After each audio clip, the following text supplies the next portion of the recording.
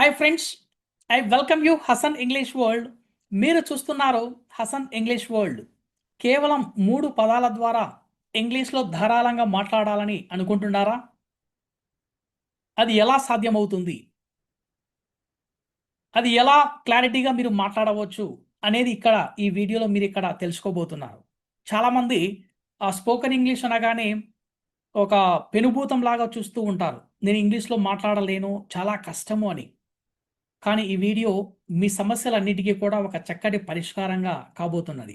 ఎందుకంటే కేవలం 3 పదాలు ఇంగ్లీష్ మొత్తం, నీ స్పోకెన్ ఇంగ్లీష్ మొత్తం ఒక్క నిమిషం మాట్లాడి చూడు. ఈ 3 పదాలు లేకుండా మీరు ఒక్క నిమిషం కూడా మాట్లాడలేరు. ఇది ఛాలెంజ్. ఇది ఓపెన్ ఛాలెంజ్. అది ఎలా అనేది మనం ఇప్పుడు ఈ వీడియోలో తెలుసుకోబోతున్నాం. తెలుసుకోవడానికంటే ముందుగా మన యొక్క ఛానల్‌ని సబ్స్క్రైబ్ చేసి 10 మందికి షేర్ చేయండి. మీరు డైరెక్ట్‌గా, ఇండైరెక్ట్‌గా వారికి హెల్ప్ చేసినట్టు అవుతుంది. అదేవిధంగా నాకిది ఒక మంచి మోటివేషన్‌గా కొత్త కొత్త ఐడియాస్‌తో మీ ముందుకు ముందుకు రాగలను. Okay friends, let us go back to the topic. 3 పదాలు ఏవి అని మీరిక్కడ తెలుసుకోవాలని యాంగ్జైటీగా ఉన్నారనుకుంటాను. యెస్, చెప్పబోతున్నాను. ఈ 3 పదాలలో కూడా జనరల్‌గా మనకు తెలుగు లెటర్స్‌తో తీసుకుంటే, తెలుగు పదాలతో పోలిస్తే ఇంగ్లీష్ యొక్క పదాలు, ఇంగ్లీష్ యొక్క లెటర్స్ అనేవి చాలా తక్కువ. అందులో ఇక్కడ నేను కేవలం 3 పదాలు మాత్రమే చెప్పబోతున్నాను. ఈ 3 పదాలను తెలుసుకోవడం వల్ల మీరు ఇంగ్లీష్‌లో ఫ్లూయెంట్‌గా, ఈజీగా మాట్లాడగలరు. మీరంటూ ఉంటారు, "సార్ నేను ఎక్కడ మొదలుపెట్టాలి? ఎలా మొదలుపెట్టాలి? ఎలా మొదలుపెడితే నేను ఇంగ్లీష్‌లో మాట్లాడగలను?" అని మీరంటూ ఉంటారు. మీరు ఈ ఈ విధంగా మొదలుపెట్టి చూడండి. ఈ కోణంలో మీరు ప్రాక్టీస్ చేసి చూడండి. మీకు స్పోకెన్ ఇంగ్లీష్‌లో ఈజీగా ధారాళంగా మాట్లాడగలరు. ఆ 3 పదాలు ఏవంటే, ఫస్ట్ వర్డ్ వచ్చేసి బీ ఫార్మ్స్. ఫస్ట్ వర్డ్ వచ్చేసి బీ ఫార్మ్స్. B E be.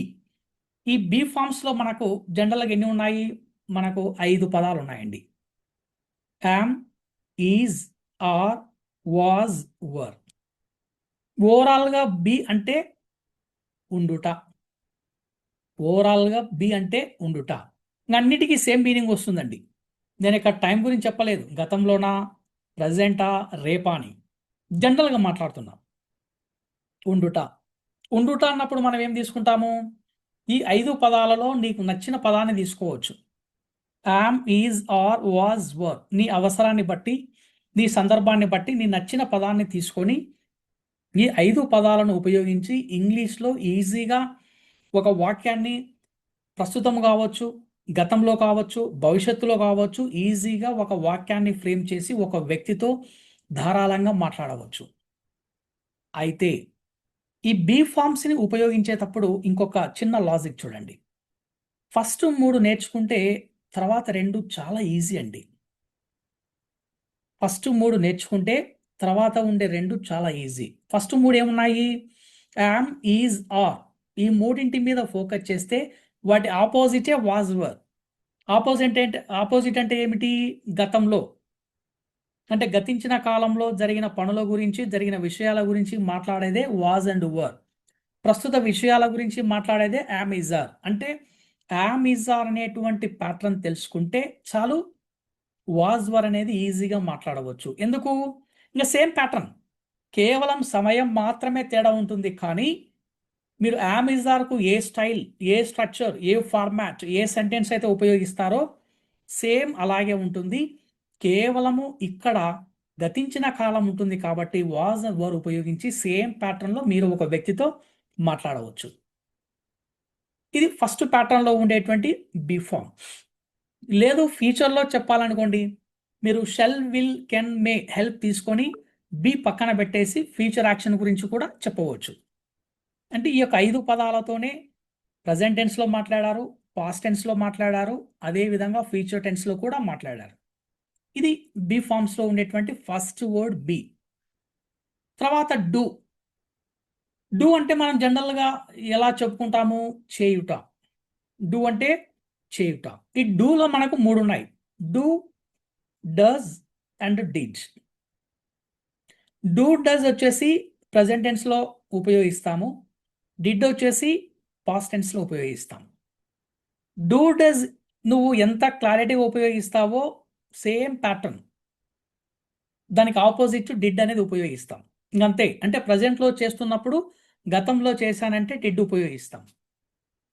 అంతే సేమ్ ఉంటుంది. అంటే ఇక్కడ ఏమవుతుంది? 2 నేర్చుకుంటే ఒకటి ఫ్రీ. డూ డస్ నేర్చుకుంటే డిడ్ అనేది మనకి ఇక్కడ ఫ్రీ అవుతుంది. డూ డస్ ఎలా ఉపయోగించాలా అనేది మీకు ఐడియా ఉందంటే డిడ్ అనేటువంటి వర్బ్‌ను కూడా ఎలా ఉపయోగించాలి అనేది ఈజీగా మీరు తెలుసుకోగలరు. అంటే ఔట్ ఆఫ్ 3లో మీరు 2 మాత్రమే ఫోకస్ చేయాలి. ఆ రెండిటికి ఆపోజిటే డిడ్. ఓవరాల్‌గా దీని యాక్చువల్ మీనింగ్ ఏమిటి? చేయుట. చేయుట. తర్వాత నెక్స్ట్ వర్డ్ వచ్చేసి హావ్. హావ్ అంటే మనకు కలిగి ఉండుట. ఈ కలిగి ఉండుట అనేటువంటి పదాన్ని మనం తీసుకున్నప్పుడు ఇందులో 3 వర్బులున్నాయి. ఒకటి have, has and had. Have, has వచ్చినప్పుడు ప్రెజెంట్ టెన్స్‌లో ఉపయోగిస్తాము. హ్యాడ్ వచ్చినప్పుడు పాస్ట్ టెన్స్‌లో ఉపయోగిస్తాం. సేమ్. డూ, డస్, డిడ్ ఏ ప్యాటర్న్ చెప్పానో have, has, had. Have, has ఉపయోగిస్తే ఎలా ఉపయోగించాలో నీకు తెలిస్తే హ్యాడ్ అనేది కూడా చాలా ఈజీ. ఎందుకు? దానికి ఆపోజిట్. దానికి ఆపోజిట్. అంటే 2+1 2 నేర్చుకుంటే ఒకటి ఆఫర్. 2 నేర్చుకుంటే ఒకటి ఆఫర్. అంటే ఇక్కడ హ్యావ్, హ్యాజ్, హ్యాడ్ ఎప్పుడు ఉపయోగిస్తాం జనరల్‌గా? కలిగి ఉండుట అనేటువంటి సందర్భంలో ఉపయోగిస్తాం. అంటే ఇక్కడ 3 పదాలు ఏమున్నాయి? Be forms, do forms, have forms. ఫస్ట్‌లో 8 ఉన్నాయి. Am, is, are, was, were 5 ఉన్నాయి. ఈ 5లో 3 నేర్చుకుంటే 2 ఫ్రీ. తర్వాత 3 ఉన్నాయి. మూడింటిలో 2 నేర్చుకుంటే 1 ఫ్రీ. తర్వాత హ్యావ్‌లో 3 ఉన్నాయి. 2 నేర్చుకుంటే 1 ఫ్రీ.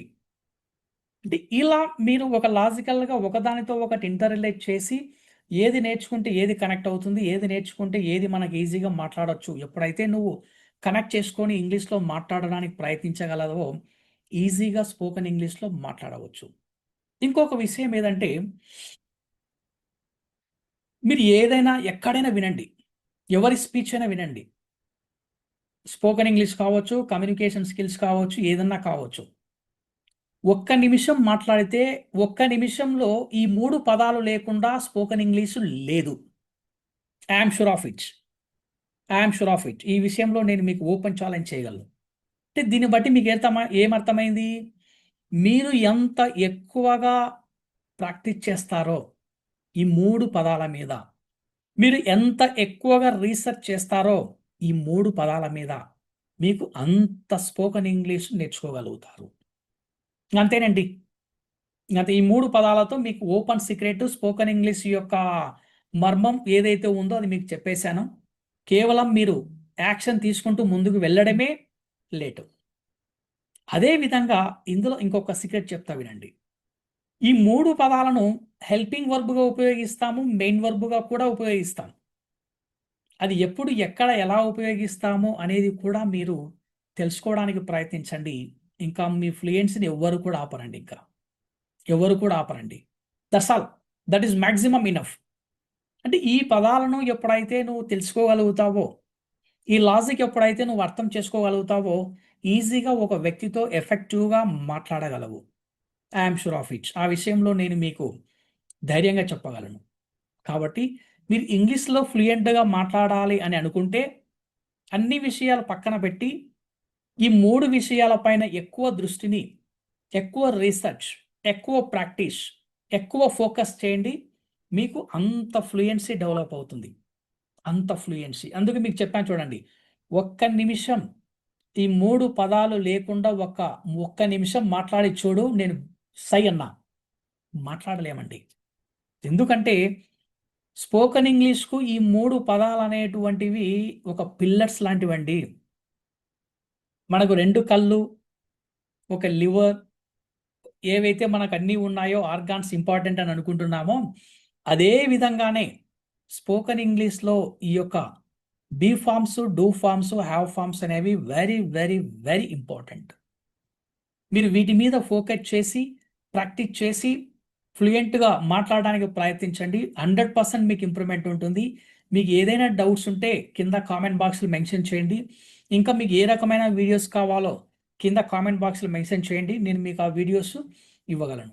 అదే విధంగా ఈ వీడియోలో మీకు నచ్చినటువంటి స్టేట్మెంట్స్ ఏదైతే మీకు నచ్చిందో ఒక వాక్యము లేదా 2 వాక్యాలు లేదా 3 వాక్యాలు లేదా ఒక పదము నచ్చిందో కింద కామెంట్ బాక్స్‌లో మెన్షన్ చేయండి.